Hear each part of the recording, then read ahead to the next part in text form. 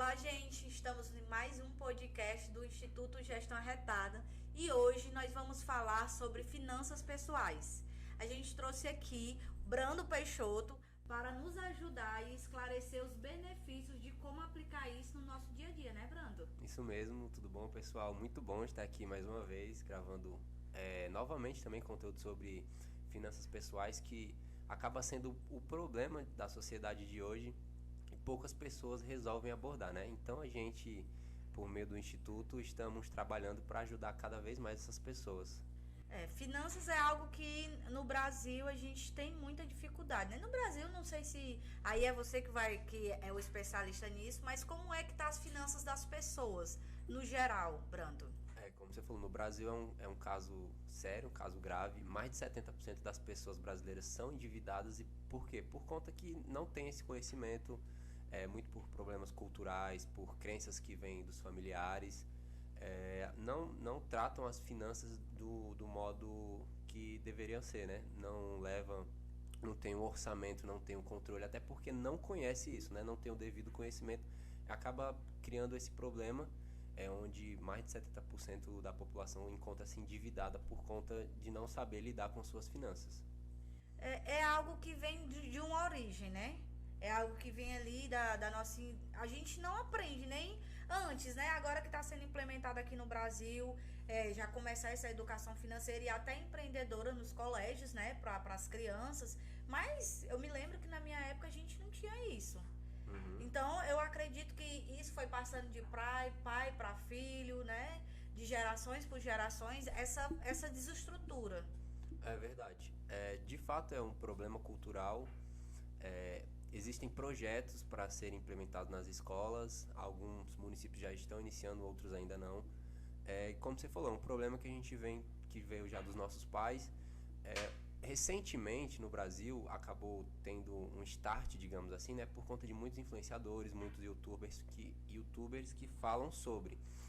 Porém, as pessoas, elas às vezes pulam algumas etapas.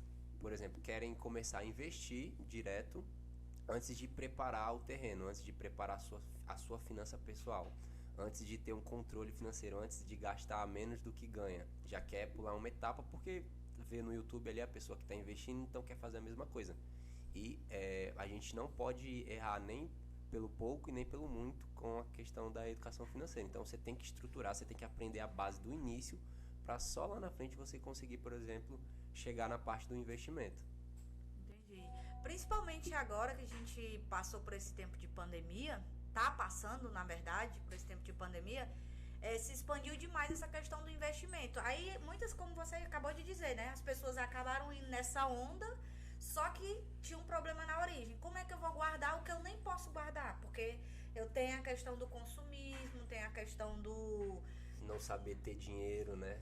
Às vezes se preocupa porque sobrou dinheiro na conta. Aí fala assim, meu Deus, será que eu esqueci de pagar alguma conta? Não sobrou, vou gastar. Gasta. Era muito tradicional antes do Pix, o pessoal falar, eu não vou trocar o dinheiro, porque se eu trocar eu gasto. Vixe Maria, eu vi a minha mãe falando, ó. Então, Menino, depois que a gente troca R$ 50, ninguém vê mais R$ 1, vai-se embora. E aparentemente isso era um problema cultural que o brasileiro tinha de lidar com o dinheiro físico, a espécie, né? Só que com o Pix também caiu por terra, porque por mais que você não troque, agora você passa no Pix as coisas também, se tiver o dinheiro disponível na conta, você vai acabar gastando. E depois você só vê o banco zerado. Só vê o saldo final zero lá. Bem E delicado. tem pessoas que sentem prazer, né, em ver zerado, porque parece que incomoda quando tem alguma coisa. Inclusive, isso que você falou, recentemente fazendo uma mentoria, conversando com uma pessoa, ela diz assim, Joyce, eu não consigo guardar dinheiro, porque quando eu vejo, tu acredita que eu tinha um dinheiro guardado, eu fui logo ou comprando produto, ou já antecipando um cartão. Ela antecipou o cartão, olha o que ela me disse. Eu antecipei o cartão para não gastar o dinheiro do cartão, porque estava lá parado na minha conta. Não conseguia ver aquele dinheiro parado na conta. É um outro ponto que a gente estudando, a gente aprende melhor, que é a questão de como gerenciar o dinheiro. É como se fosse falando de empresa, né, pessoa jurídica, você ter um fluxo de caixa positivo. Porque também não adianta você fechar o mês no vermelho ou você ficar fechando um mês no 0 a 0 por estar antecipando dívidas do próximo mês. Aí já, se a pessoa está conseguindo fazer sobrar dinheiro, então, ao invés de estar pagando uma conta antecipada, seria mais interessante ela estar investindo. A não ser que essa conta antecipada que ela está pagando, ela está diminuindo os juros, né? Ela está antecipando, está amortizando, aí nesse caso faria sentido. Que nesse caso é difícil, porque Muito você antecipa difícil. cartão de crédito, eles não... Normalmente é empréstimo, financiamento que você vai conseguir amortizar quando você antecipa. É muito delicado, né? A nossa mente, a nossa mentalidade. O que ela faz a gente fazer, ou ela faz a gente ir lá, comprar, consumir, que tem outra mentoria, outra pessoa que eu tava conversando, e ela disse uma coisa que eu também me achei muito interessante. Ela disse assim, olha, eu não tenho dívida, mas eu também não tenho dinheiro. E um legal é que dessa pessoa, a renda dela era variável, então ela não tinha um valor fixo. Tinha um mês que ela tinha X, outro mês ela tinha 2X. Mas ela dizer que não tinha dinheiro, não tinha dívida, mas também não tinha dinheiro, isso pra mim foi tão curioso. Não, eu disse, meu Deus do céu, a necessidade da gente tem de estar pegando dinheiro e fazendo alguma coisa com ele. Por isso que é muito interessante nesse processo de você estar educando uma pessoa financeiramente, você analisar a situação dela. Porque, de fato, cada caso é um caso. Então, algumas pessoas vão ter problema com consumismo, outras pessoas não.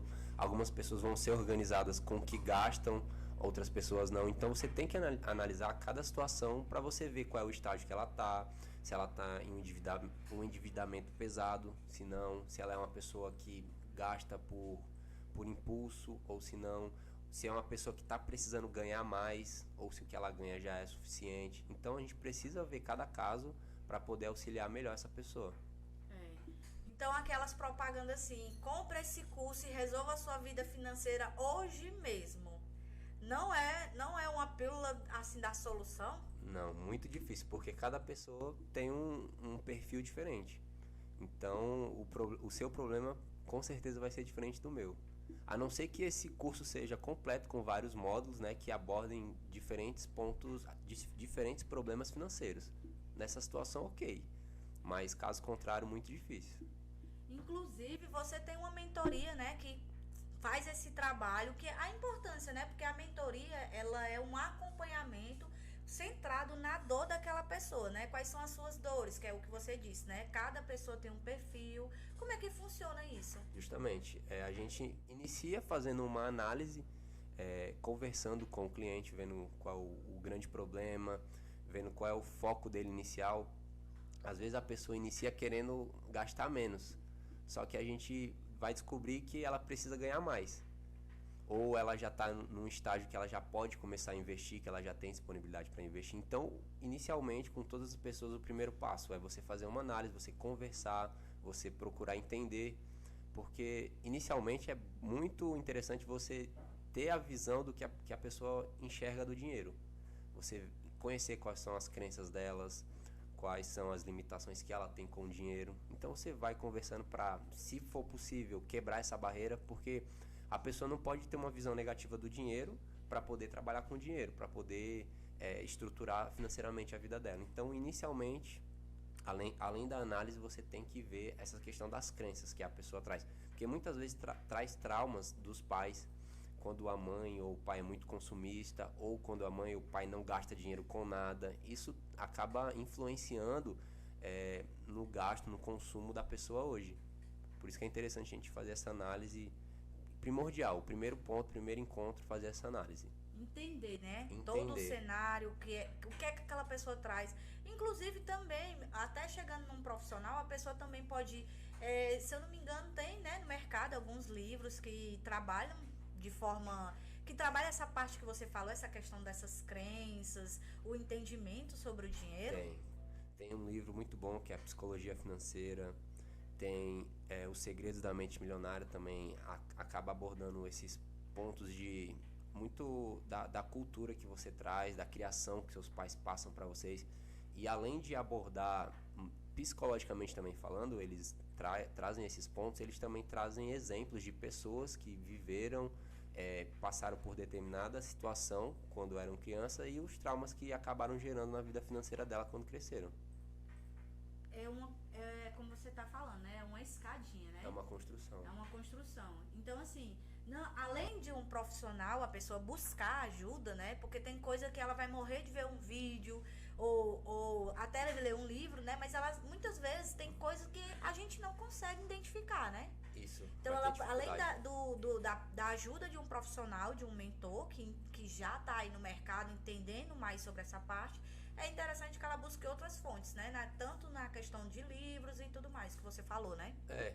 E tem pessoas que vai conseguir se desenvolver apenas com a leitura, tem pessoas que vai conseguir se desenvolver assistindo um vídeo, mas tem pessoas que de fato precisam de ajuda, de que precisa que alguém esteja ali acompanhando, que estejam mentorando ela, para ela tanto identificar o seu problema, procurar resolver e continuar esse estágio, né, que é esse processo, que não basta você iniciar, você tem que ter esse processo contínuo para você conseguir o seu resultado final.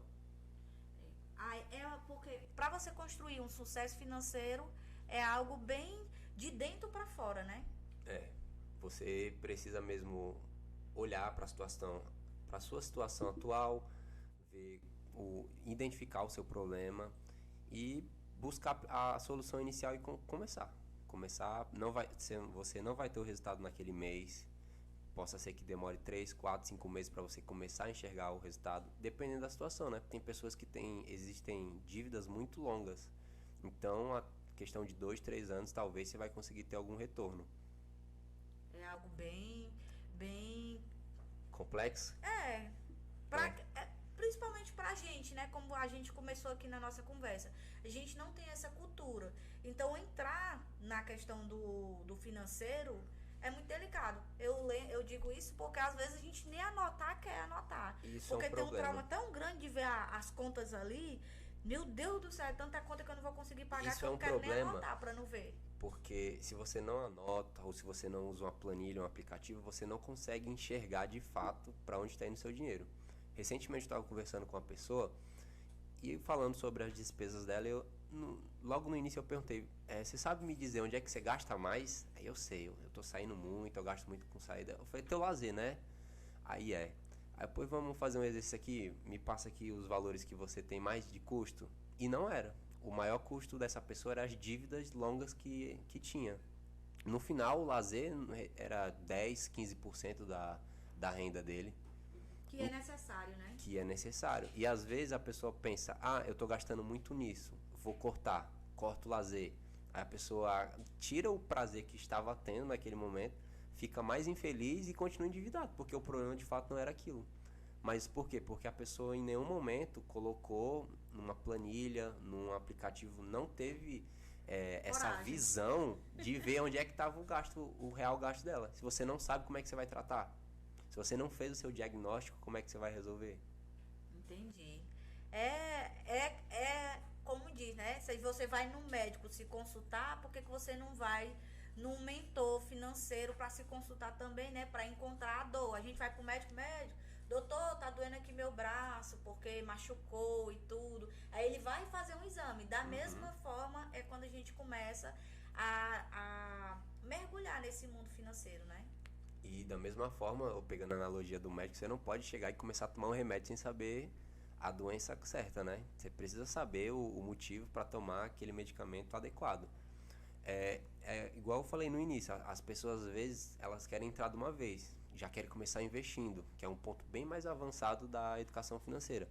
E muitas situações não é o adequado, porque a pessoa primeiro precisa se organizar financeiramente, precisa ter teu planejamento, a tua organização mensal redondinha, sobrando mais dinheiro, né? Você gastando menos do que recebe, para depois você construir a sua reserva para depois começar a investir. Às vezes as pessoas querem pular essas etapas e também acabam se frustrando, acabam tendo prejuízo, perdendo dinheiro, porque pularam essas etapas.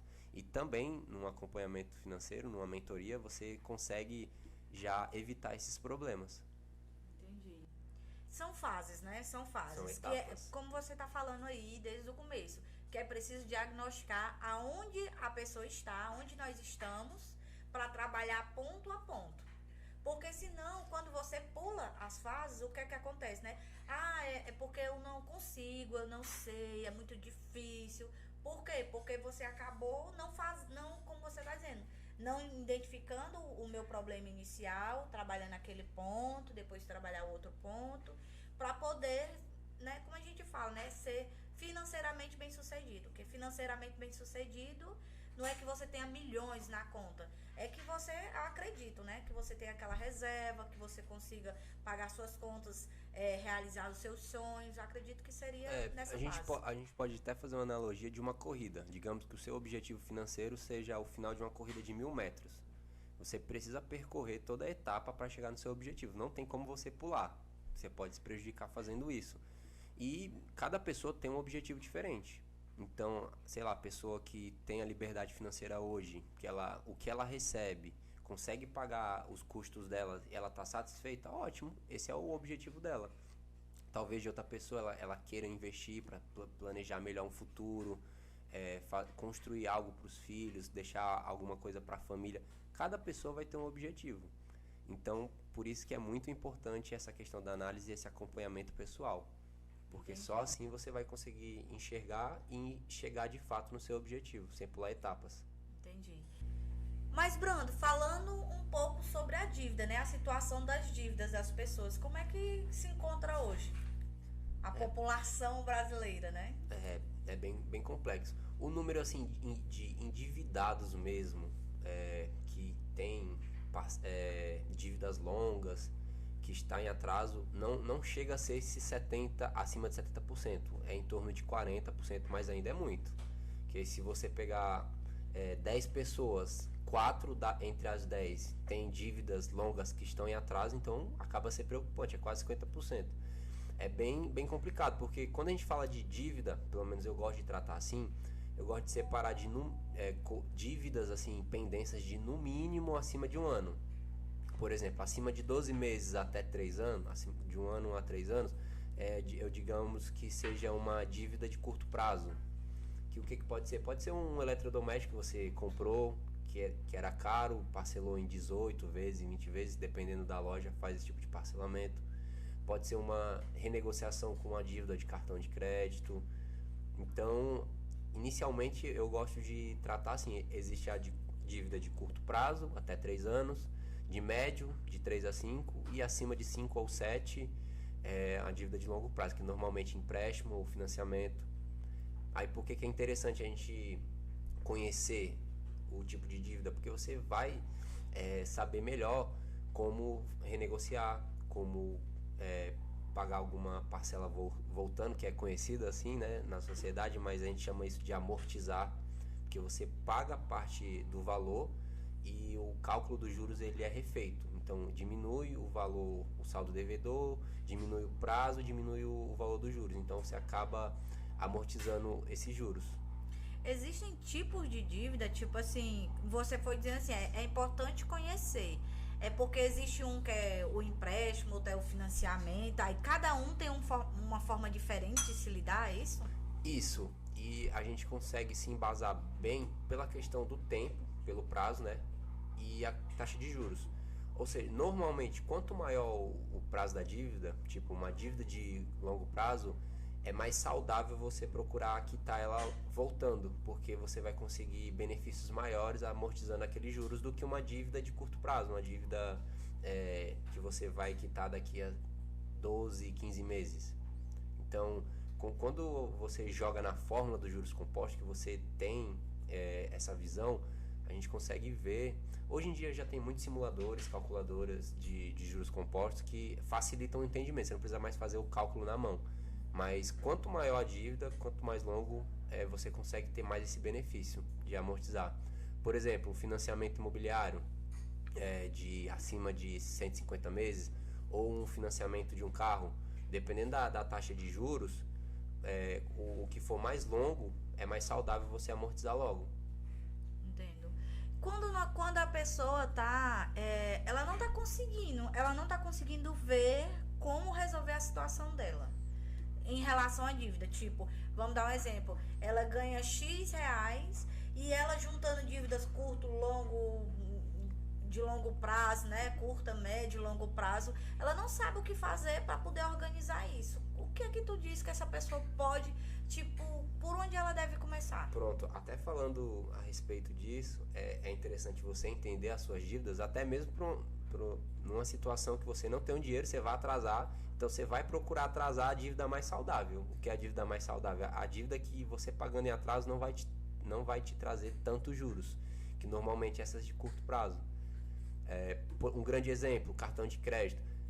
É melhor você atrasar o cartão por alguns dias e pagar essa fatura em atraso do que você pagar aquele valor mínimo. Por quê? Porque o restante, ele vai calculando juros e multas pelos dias que vai correndo até chegar o próximo mês. Então, às vezes a pessoa não tem esse entendimento, não tem esse conhecimento, paga o valor mínimo do cartão ou que tem disponível e deixa o restante correndo, que acaba sendo mais prejudicial. Então, até para essa questão de pagamento ou não pagamento da dívida, é interessante você saber, você conhecer o seu estilo de dívida, o tipo da sua dívida. Então, aquele pagamento mínimo não é juros. Não é tipo, vou pagar isso aqui porque pronto, eu tô devendo 3 mil reais, eles disseram aqui que se eu pagar 110 reais já é o mínimo. Ali não é o juro daqueles 3 mil reais. Não, é o pagamento mínimo da fatura. É o que acontece? O restante vai correndo com juros rotativos, que é a grande arma, digamos assim, do cartão, né, de crédito. É o efeito bola de neve que vai contra você. E ele já diz, né? Rotativo, ele vai rodando a cada dia. Aí por isso que acaba sendo tão pesado, porque a taxa de juros dos cartões de crédito estão muito alta aqui no Brasil. Em média quanto? Acima de 20%. Aí acaba... Mais caro que um agiota. Acaba prejudicando muito. É bem sério, né? São situações que a pessoa precisa encontrar, né? Uma forma de resolver. Uhum. Né? Mas aí eu tô numa dívida que eu não consigo encontrar uma forma de pagar ela. Qual a sugestão que você diz em relação a isso? Eu tenho dívidas, pronto, eu estou com dívidas e eu não estou conseguindo pagar. O que é que eu faço? A primeira opção sempre é entrar em contato com o seu credor, né? Normalmente o banco, o administrador do cartão de crédito, para tentar renegociar. Que aí você vai se adequar com seus moldes, ele vai perguntar, né, o quanto você consegue pagar por mês e vão se encaixar na melhor opção. Normalmente você vai prolongar um pouco, vai ter parte de juros em cima disso, mas você vai conseguir pagar em dia. Às vezes você deixando correr o atraso, os juros que você pagaria por estar sempre atrasando não compensaria, né? Então, o primeiro ponto é entrar em contato, procurar para tentar renegociar. Dependendo da dívida, um empréstimo ou financiamento, você tem a opção de fazer portabilidade de um banco para outro, que normalmente você consegue diminuir a taxa de juros quando você faz essa portabilidade. Então você também pode diminuir sua dívida fazendo isso. E esses dois pontos não dando certo, a opção é você procurar ganhar mais dinheiro. Entendi, aumentar a renda, né? Para poder quitar. Porque houve aí um descontrole, né, financeiro. Justamente. Que gerou essas dívidas, que pode ter sido um descontrole, como um desemprego, né? A pessoa ficou desempregada, então tem várias coisas que podem ter gerado essa dívida, né, também. O ponto principal que é mais oferecido é você procurar ganhar mais. Só que eu gosto sempre de falar esses outros dois pontos iniciais, de renegociar ou fazer a portabilidade, por questão de conhecimento, que nem todo mundo conhece, e também pela questão do descontrole das pessoas. Às vezes a pessoa fala, só eu ganhar mais. Aí começa a ganhar mais, no outro mês já começa a gastar mais também. Então, aquilo que ela aumentou de receita já não está suprindo. Porque o problema não é quanto ela ganha, sim quanto ela gasta. E ela também fica nesse ciclo de ganhar mais, gastar mais, ganhar mais, gastar mais. Então, às vezes, isso ainda não basta. Eu sei.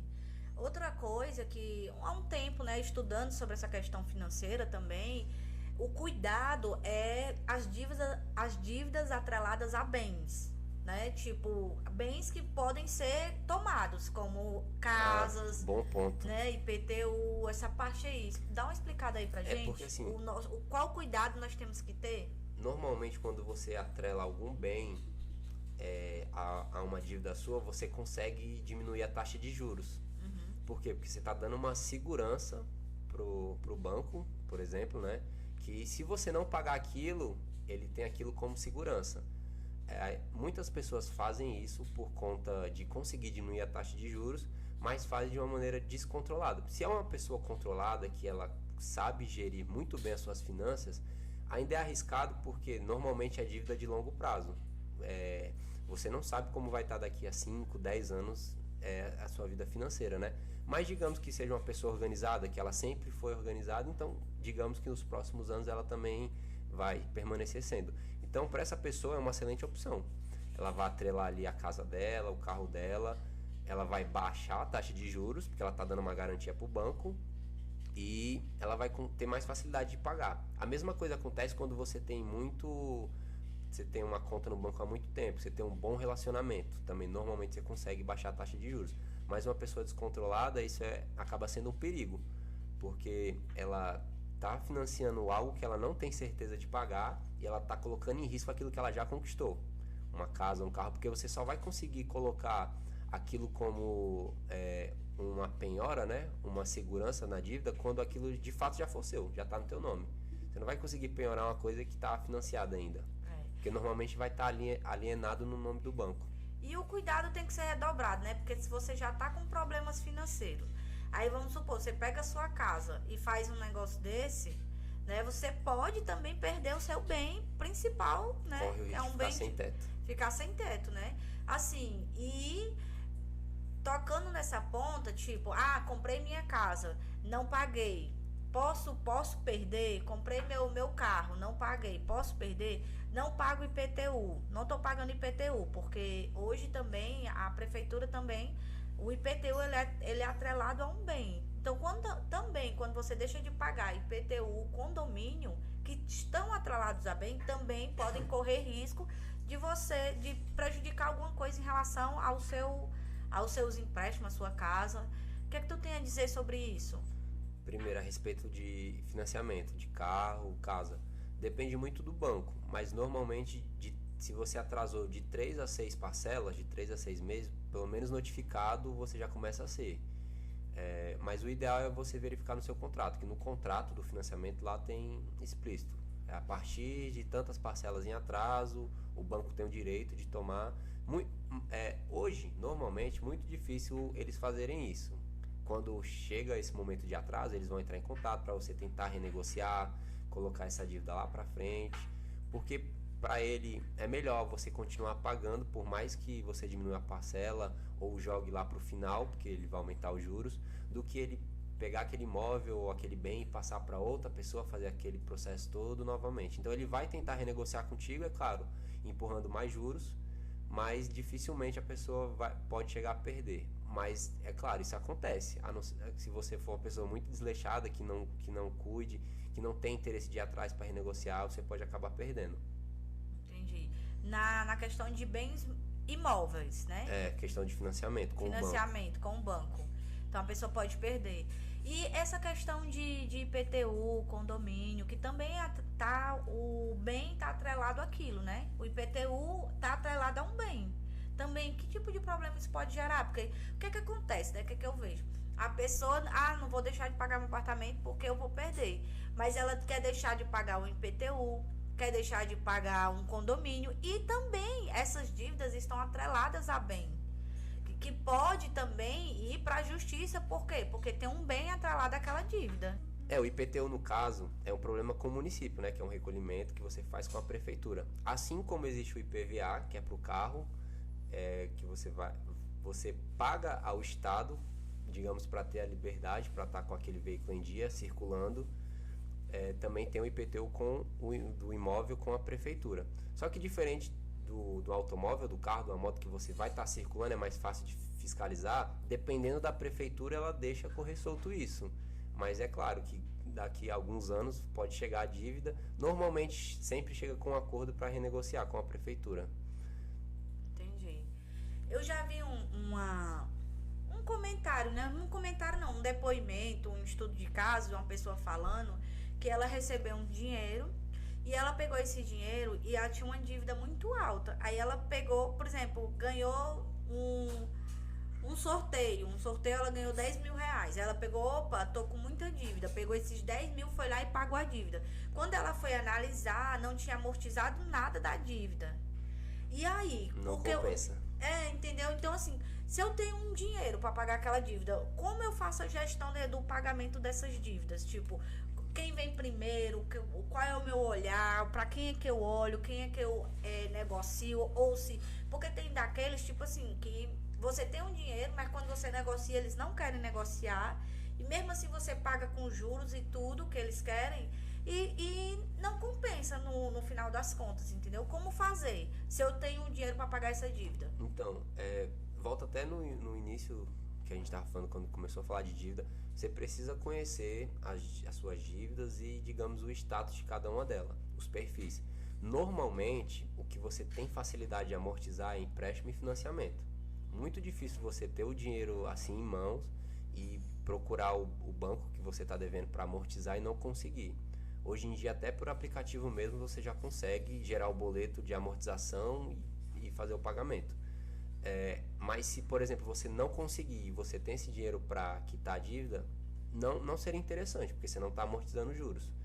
Ou seja, você pagar esse valor de uma vez ou parcelar o restante, deixar ele guardado, rendendo, e todo mês tirar e ir pagando, vai ser bem mais rentável do que você pagar os 10 mil de uma vez, se você não tiver amortização dos juros, né? Se você não tiver, digamos assim, esse desconto de que quando você consegue amortizando. Que isso é muito difícil. Lembrando, toda vez que a gente trata de empréstimo ou financiamento, o comum é você conseguir amortizar com uma facilidade. Então, até para pagar a dívida, ela tem que ser analisada. Porque senão também você joga dinheiro fora. Porque você pode negociar e você não está negociando.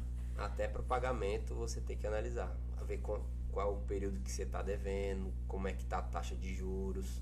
Isso tudo acaba influenciando. Porque nessa análise você pode descobrir que não é tempo de pagar aquela dívida. Isso mesmo. Né? Porque se tô ali, tem um dinheiro para pagar, mas as pessoas lá não estão querendo negociar comigo, não querem baixar, não querem resolver nada. Na verdade, estão me ameaçando, né? Que vão fazer isso, vão para a justiça, vão aquilo. E aí eu pego aquele dinheiro todinho, pago, não amortiza nada, só paga juros, aí não valeu a pena. Você acaba perdendo dinheiro e se frustrando. Você acaba perdendo dinheiro, literalmente. E Brando, eu sei que como você tem a mentoria, né, que trabalha esses pontos de educação financeira para as pessoas, né, essa educação financeira, como é que a pessoa pode trabalhar essa questão de cuidar? De cuidar do dinheiro? Inicialmente... Porque pagar uma conta, né, pagar uma conta que... Isso, justamente. O ponto principal, falando assim, de você cuidar das suas finanças, é você ter uma organização financeira, você ter um planejamento, porque... você já vai saber o que fazer antes de receber o dinheiro. Por exemplo, né? Chegou o dia do seu pagamento do salário, você já sabe o que vai fazer com o dinheiro, você já sabe quanto que vai sobrar, você já tem isso organizado, você já tem esse planejamento feito. E é muito interessante que as pessoas cada vez mais tenham isso já em mente, né? Porque existem diversas opções. Você pode fazer isso em uma agenda, caso você prefira papel, caneta. Você pode fazer isso numa planilha, tem as pessoas que preferem planilha para tudo. E hoje já existem diversos aplicativos que você consegue fazer esse controle. O aplicativo vai notificar quando está chegando o dia de pagar alguma conta. Você consegue ativar a recorrência dessas dívidas, dessas parcelas. Então facilita muito. Então, para que a pessoa comece esse processo de cuidar do dinheiro dela, ela tem que encontrar um formato melhor que ela se adapta. Justamente. Para poder começar. Eu sempre dou a dica de, primeiro, antes de tudo, ela colocar tudo que ela paga no papel, no aplicativo, na planilha, primeiro para ela ter aquela visão, para ela enxergar. Eu gosto muito de usar aplicativo porque ele consegue te trazer gráficos, então consegue estar gastando tantos por cento com a sua casa, está gastando tantos por cento com lazer, então você consegue ter uma visão de onde começar e onde você pode também diminuir, porque tem certos gastos que você não consegue diminuir. Então a gente precisa analisar isso bem. Aí depois que você colocou tudo no aplicativo, que você tem essa sua visualização, você pode fazer um planejamento. Você pode já querer melhorar alguns pontos, você pode querer tirar parte do valor do próximo mês para começar a fazer uma reserva. Entendi. Então ela tem que encontrar o que ela se adapta e utilizar. Aí ela começa a usar normalmente, né? Falar que é normal. A pessoa vai, não, então eu vou pôr um aplicativo. Aí começou lá e botou lá. E como é que ela faz para criar essa constância nela, entendeu? Porque o que é que a gente vê muito, né? A gente começa, mas abandona. Primeiro de tudo, o que é bom no aplicativo, ele vai te notificar. Na primeira vez você vai gastar um tempinho a mais, porque eu até aconselho que o que for de recorrência você já deixa ativado.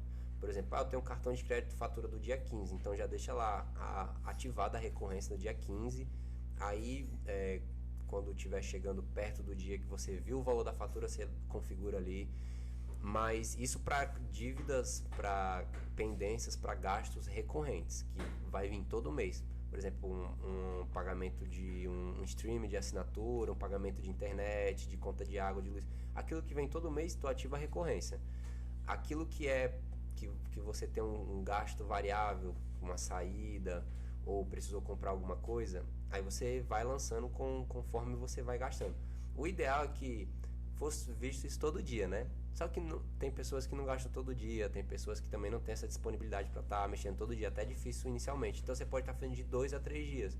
Pelo menos abre o aplicativo, vê como é que tá, vê se teve algum gasto, se não teve. Hoje em dia todo mundo gosta muito de usar o Pix, cartão de débito, então fica até mais fácil, você puxa só o extrato ali, sabe o valor, sabe a data, às vezes se esquece do que comprou, né? Por isso que é bom ver com a recorrência grande, para você lembrar o que foi e poder lançar lá. Porque quando você lança, os aplicativos que tem, você consegue colocar a categoria que foi aquele gasto. Tipo, foi um lazer, foi uma roupa que eu comprei, você consegue lançando nas categorias. E lá no final do mês, você vai conseguir ver um relatório, você vai conseguir ver em um gráfico, aí você tem uma visão melhor. Tipo, eu gastei muito com roupa esse mês, ó, e eu nem precisava. O próximo mês eu posso dar uma reduzida. Entendi. E também tem uns percentuais, né, que a pessoa também pode aplicar ali nas suas principais despesas, né, suas principais contas. A questão de dividir os percentuais, eu sempre gosto de trabalhar também após iniciar essa organização financeira. E exclusivamente com cada pessoa, porque isso depende muito da pessoa. Tem pessoas que vai gostar mais de sair, então você tem que liberar um percentual maior para o lazer para ela, porque ela vai precisar sair para se distrair, até isso melhora até a produção dela. Tem pessoas que já preferem mais ficar em casa e fazer mais assinaturas de streaming. Tem pessoas que gostam de sair para comer. Tem pessoas que preferem gastar com investimento em educação, por exemplo, curso, comprar livro, fazer treinamentos. Então, cada pessoa, ela sempre vai ter um gasto a mais para certas coisas. Então, esses pequenos percentuais vão sendo adaptados para cada perfil de pessoa diferente. Entendi. Então não existe. Não existe o ideal. O ideal, tipo Não assim, existe. tá aqui isso aqui é a tabela de quanto é o percentual que você vai utilizar. Existe no mercado, mas não se aplica de forma ideal para todas as pessoas. É Não. aquilo que a gente falou, né? Quando você fala de um curso, é algo pronto que é mais geral, não é específico para você. Mas quando se fala de finanças, cada pessoa tem uma cultura, um jeito de lidar, né? Isso. Porque, por exemplo, se eu chegasse aqui para falar para ti, Joyce, de 100% da tua receita, 50% vai ser para os gastos essenciais, digamos que é casa, comida, energia. A gente vai tirar 20% do teu lazer, 20% para estudo, para você gastar com educação, e ainda ia sobrar 10% para você fazer alguma outra coisa que você tem interesse. Sei lá, vai gastar com estética, beleza. Aí você fala, acho legal, próximo mês eu vou seguir esse orçamento. Aí acabou o mês e você viu que 20% para você gastar com lazer era muito para você, então não fazia sentido. Aí você perdeu um mês para entender isso. Por isso que eu gosto de primeiro começar colocando tudo, porque a gente vai conseguir enxergar de fato com o que você gasta. Então a gente já vai ter uma visão. Aqui tem que ser mais ou menos esse percentual. E não é uma coisa que eu falo, vai ser esse percentual que você vai ter que gastar. É uma questão de acordo. Não adianta eu querer implicar o que você vai fazer ou não com o seu dinheiro. Eu vou dar uma alternativa, você, pra mim tá certo, eu acho que dá pra me adequar com isso. Ou não, Bruno, eu acho que aqui eu preciso aumentar um pouco, ou diminuir, dá pra me diminuir. E conforme isso, você vai montando. É tanto que a gente monta no primeiro mês e, de fato, você pode mudar isso. Não é coisa que Engessado ali, né? que vai ser pra sempre, porque seus gostos, suas opiniões mudam. É verdade. Tem gente que vai preferir, né, como você mesmo falou, um lazer, mas tem gente que lazer é uma leitura, né? Lazer é um novo curso, porque são os hábitos, né? Cada um tem um hábito diferente, né? Justamente. E é muito importante. Para cuidar do dinheiro, então eu preciso fazer controles. Porque vai te ajudar muito a enxergar para onde está indo seu dinheiro. Porque tem essas pessoas que não têm esse controle, você pergunta com o que ela mais gasta, ela não vai saber te responder. Nunca sabe. Difícil. Para onde mais vai o seu dinheiro, você não tem. Até eu que estudo, que trabalho com isso, se eu não olhasse, eu dificilmente saberia. Porque o dinheiro segue as pessoas, literalmente. E usando o cartão de crédito aí é que cega mesmo, porque a gente Justamente. só vê uma fatura fechada, né, no cartão de crédito. Só vê o valor final. Só vê o valor final. E aí não sabe o que é que tem dentro daquele valor final, porque não fez controle. Também Entendi. o cartão de crédito ele pode ser um grande aliado e um grande inimigo, depende de como você usa ele. E já não gostando de controle, possivelmente ele vai ser um grande inimigo, né? Possivelmente, Se eu já sim. não gosto de controle, o cartão de crédito não é o que vai me controlar. Não. Ele é mais fácil ele ser meu inimigo. Até porque para você ter um controle, você tem que se basear com o seu limite mensal. Digamos que o seu limite é o que você recebe, que é o teu salário. E normalmente o cartão de crédito, o limite é maior do que o teu salário. Como é que você vai querer se limitar àquilo que não te convém? Ou vai ficar a encerrar o mês sem pagar a fatura? Fora que tem outros gastos, né? Fora que às vezes você não tem só um cartão, né? Por exemplo, tem um que o limite já não é o que você ganha. Aí o outro também não. Aí você, não, mas é porque esse aqui é dia 15, dia 20, dia 30. Eu comprei parcelado aqui. É um grande problema comprar parcelado. Porque aquilo acaba te iludindo. Porque você compra um celular parcelado, aí você compra uma TV parcelada, você compra uma cama parcelada. No final, o valor somando essas parcelas tá extrapolando o que você conseguiria pagar. Aí vem a bola de neve. Não é?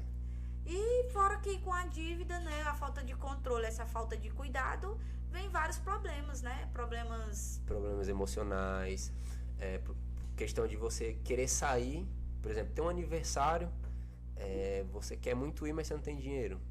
E aí, como é que faz? Relacionamentos, psicológico, muita coisa é afetada com essa cultura da falta de controle do dinheiro, né? Muita Justamente. coisa.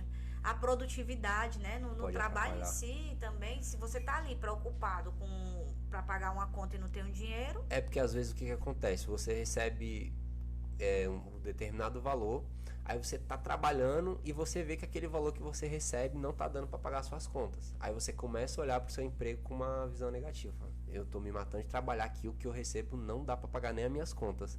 Sendo que muitas das vezes não tá dando para pagar porque você tá extrapolando. Aí você começa a ter uma visão negativa do teu emprego, você não começa a se dedicar, você começa a ter uma má intenção para estar trabalhando. a bola de neve aí não é nem só de dívida, né? Com tudo, né? Com tudo. É sentimento, é dívida, motivacional, né? Falta sim. de autoestima, né? Acaba Tudo é muito atrapalhando. abalado, né? Pode abalar tudo. Gente, se você tá gostando desse podcast, continua com a gente que vem mais. Até a próxima. Tchau, tchau.